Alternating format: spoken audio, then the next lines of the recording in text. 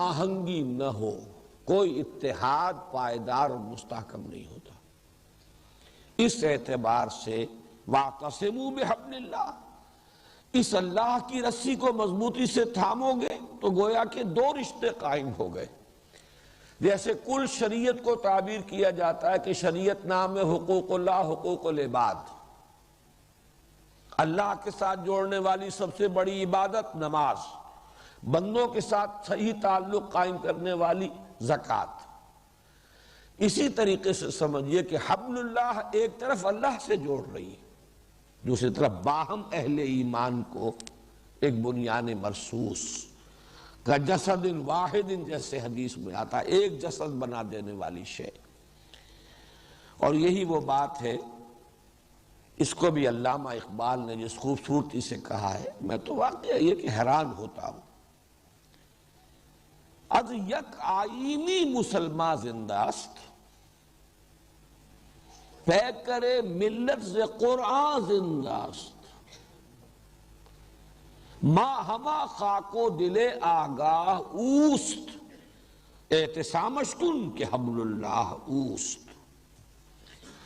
مفسرین کے ہاں تو بہت سے اقوال مل جائیں گے، حبل اللہ سے مراد یہ ہے، حبل اللہ قرآن میں، حبل اللہ اسلام ہے، حبل اللہ جو ہے وہ کلمہ طیبہ ہے، یہ ساری چیزیں اپنی جگہ پر درست۔ لیکن ایک تو حضور صلی اللہ علیہ وسلم کی احادیث میں نے آج آپ کو سنا دی، اور پھر اس کی جس قدر عمدہ تعبیر کی ہے علامہ اقبال نے، یہ فصاحت اور بلاغت کے اعتبار سے بھی میرے نزدیک بہت اونچا مقام ان دو اشعار کا۔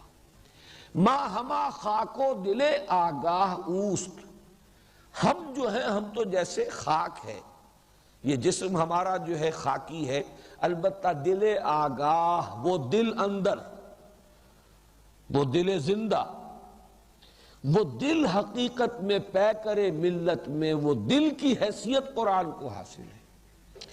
اب ذرا نوٹ کیجئے قرآن مجید میں بھی جہاں یہ فرمایا گیا وَاعْتَصِمُوا بِحَبْلِ اللَّهِ جَمِيعًا وَلَا تَفَرَّقُوا، آگے جو مثال دی گئی ہے وَاذْكُرُوا نِعْمَةَ اللَّهِ عَلَيْكُمْ إِذْ كُنْتُمْ أَعْدَاءً فَأَلَّفَ بَيْنَ قُلُوبِكُمْ، تمہارے دلوں کو جوڑ دیا ہے۔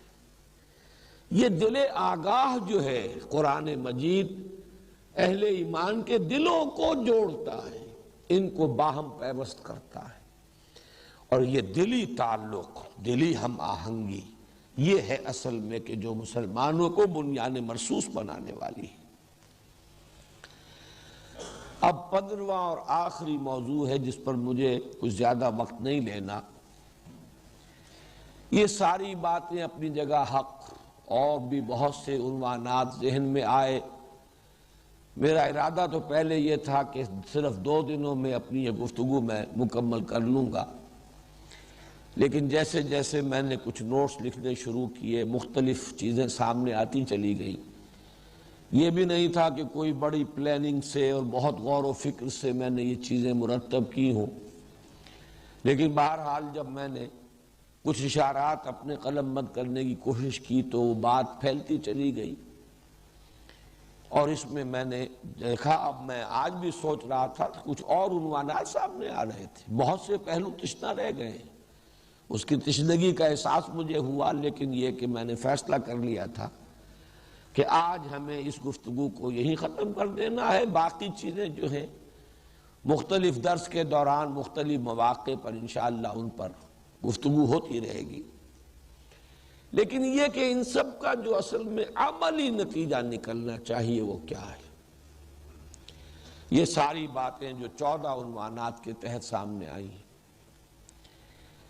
مجھ پر، آپ پر اس کے ضمن میں ذمہ داری کیا ہے، اس کے اعتبار سے میں آج خاص طور پر اس کتابچے کا ذکر کرنا چاہتا ہوں جو ہماری اس پوری تحریک کے لیے 2 بنیادوں میں سے ایک بنیاد کی حیثیت رکھتا ہے۔ یہ ساری دعوت رجوع القرآن کے ضمن میں جو بھی کوئی خدمت پچھلے 26 سالوں کے دوران بن آئی ہے، سن 65 سے یہ سن 91 ہے، اب 26 برس، جس میں کہ 6-7 سال تنہا تھا، نہ کوئی انجمن، نہ ادارہ، نہ جماعت۔ پھر انجمن خدام القرآن قائم ہوئی، پھر یہ قرآن اکیڈمی کا سنگ بنیاد 1977 میں رکھا گیا۔ بہرحال اس میں کچھ کام شروع ہوا 1-1.5 سال کے بعد، پھر اسی کے بطن سے یہ قرآن کالج کی ولادت ہوئی، اس کے سر پر یہ قرآن آڈیٹوریم کا تاج آیا ہے، سجا ہے، جس میں ہم اس وقت بیٹھے ہیں۔ اس پوری جد و جہد کی بنیاد اور اساس 2 کتابچے ہیں۔ ایک 67 میں نے لکھا تھا مضمون میثاق کے اداریے کے طور پر، اسلام کی نشأت ثانیہ کرنے کا اصل کام، اور ایک میں نے 2 تقریریں کی تھی 68 کے اوائل میں، مسلمانوں پر قرآن مجید کے حقوق، ہمارے فرائض کیا ہیں، ہماری ذمہ داریاں کیا ہیں۔ اس کا ایک پس منظر تھا، اس زمانے میں جشن منائے جاتے تھے بہت سے مختلف عنوانات سے، جشن خیبر، جشن مہران وغیرہ وغیرہ، اور اس میں راگ رنگ کی محفلیں بھی ہوتی تھی۔ صدر ایوب صاحب کا زمانہ تھا یہ، اگرچہ شکست و ریخت کے آثار ظاہر ہو رہے تھے، زوال شروع ہو چکا تھا، لیکن یوں کہہ سکتے ہیں کہ ان کے دور اقتدار کی وہ آخری بھڑک تھی، بجھنے سے پہلے چراغ جو بھڑکتا ہے۔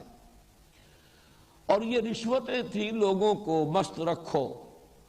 اقبال کو تو خیر وہ جو ابلیس کی مجلس شورا میں انہوں نے ابلیس کی ترجمانی کی ہے کہ مست رکھو ذکر و فکر صبح گاہی میں، اسے وہ ذکر و فکر صبح گاہی کے بجائے بھی یہ راگ رنگ کی محفلوں میں مست رکھو لوگوں کو۔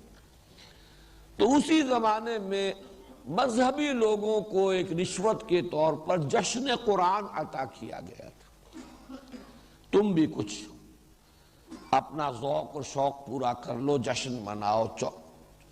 تو وہ جو جشن تھا 1400 سالہ جشن نزول قرآن، اس میں بڑی محفلیں ہوئی قرات کی، اور مصری قراء آئے، اور اس میں وہ جو سونے کے تار سے قرآن لکھے جانے والا پروجیکٹ شروع ہوا وغیرہ وغیرہ۔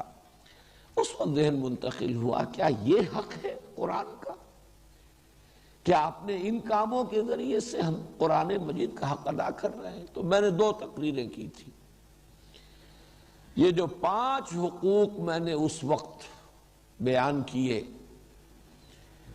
ہر مسلمان پر حسب صلاحیت و استعداد قرآن کے 5 حق عائد ہوتے ہیں، اسے مانے جیسے کہ ماننے کا حق ہے۔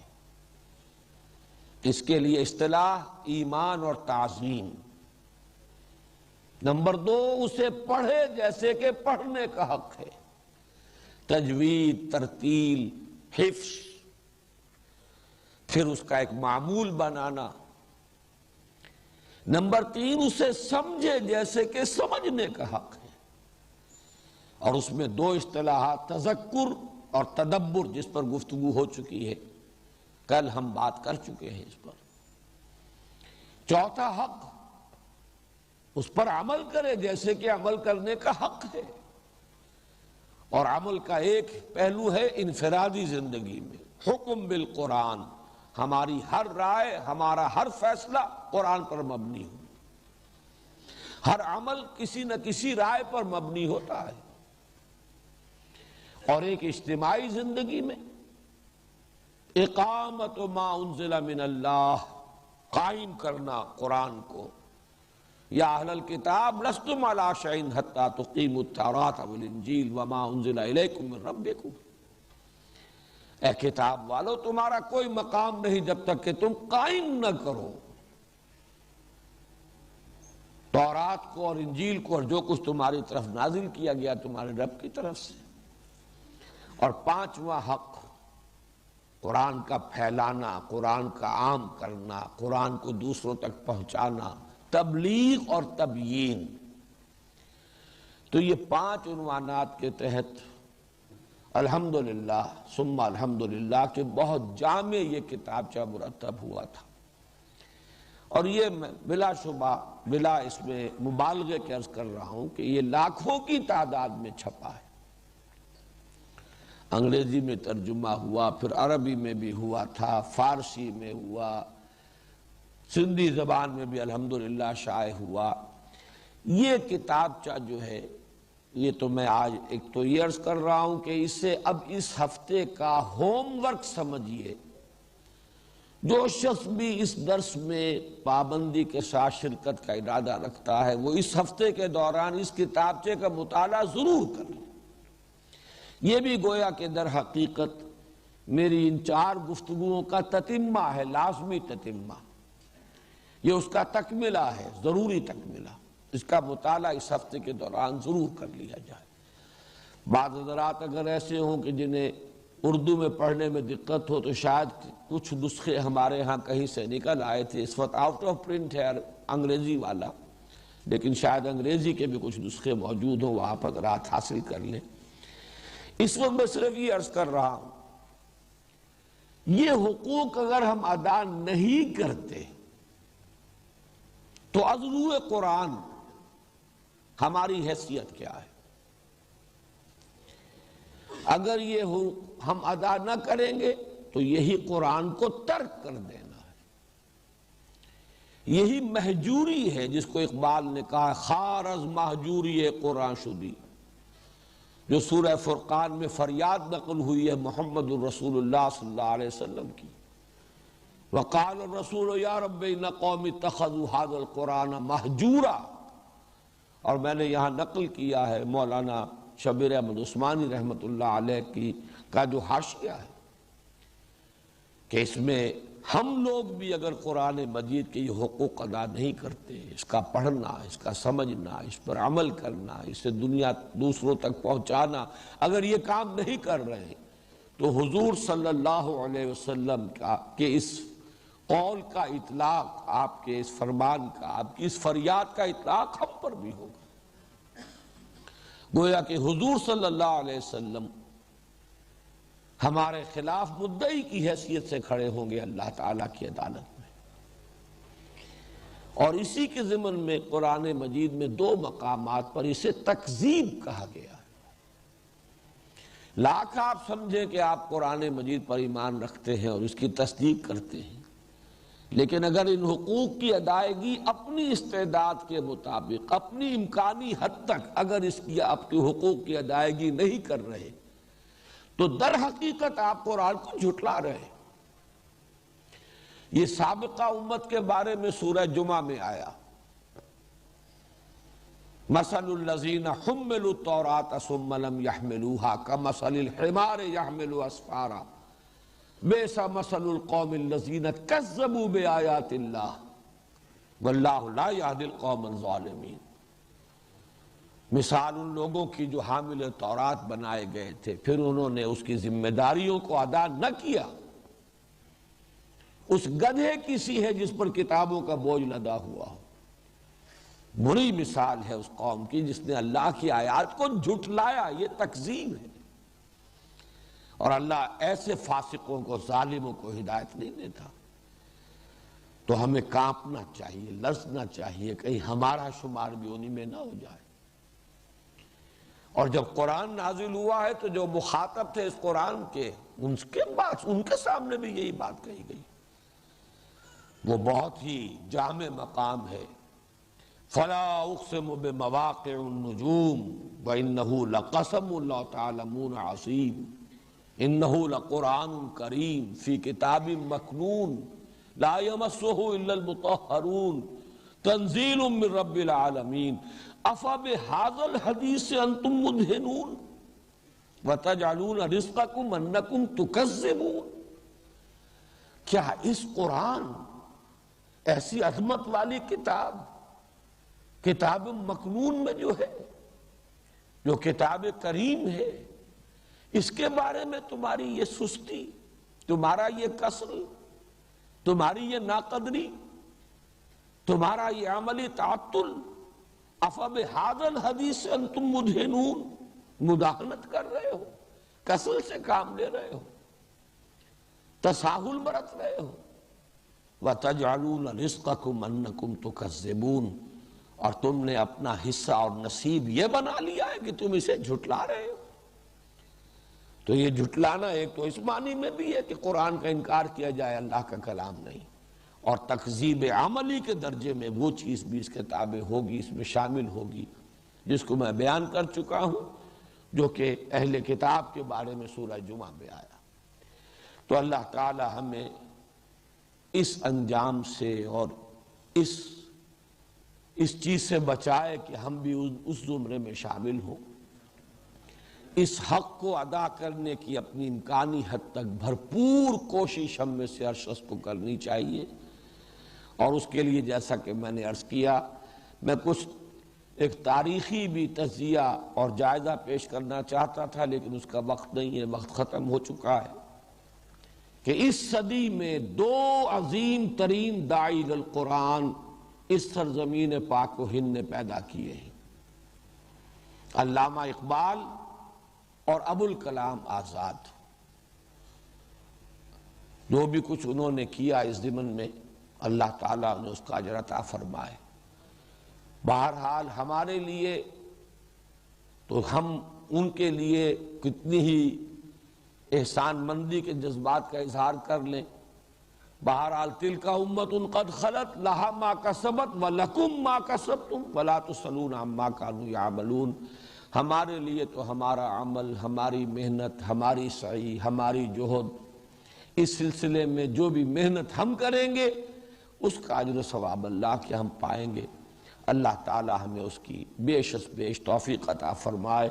اقول قولی ھذا واستغفر اللہ لی ولکم ولسائر المسلمین والمسلمات۔ ایک وضاحت ریکارڈ کرا دینا چاہتا ہوں کہ علامہ اقبال کے بارے میں جب میں یہ بیان کر رہا تھا کہ انہوں نے وربل ریولیشن کے ضمن میں اپنا تجربہ بیان کیا تھا کہ مجھ پر جو شعر اترتے ہیں وہ بھی الفاظ کے سانچے میں ڈھلے ہوئے، اس سے کسی کو یہ مغالطہ نہ ہو معاذ اللہ کہ ان پر وحی نازل ہوتی تھی۔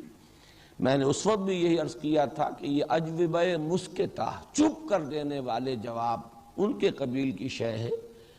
باقی یہ کہ الہام کا لفظ شاعری کے ضمن میں کثرت سے مستعمل بھی ہو جاتا ہے، تاہم یہ بات واضح رہنی چاہیے کہ وہ وحی باللفظ، وحی جلی، وحی نبوت کا دروازہ محمد الرسول اللہ صلی اللہ علیہ وسلم کے بعد مستقلاً دائماً بند ہو چکا ہے۔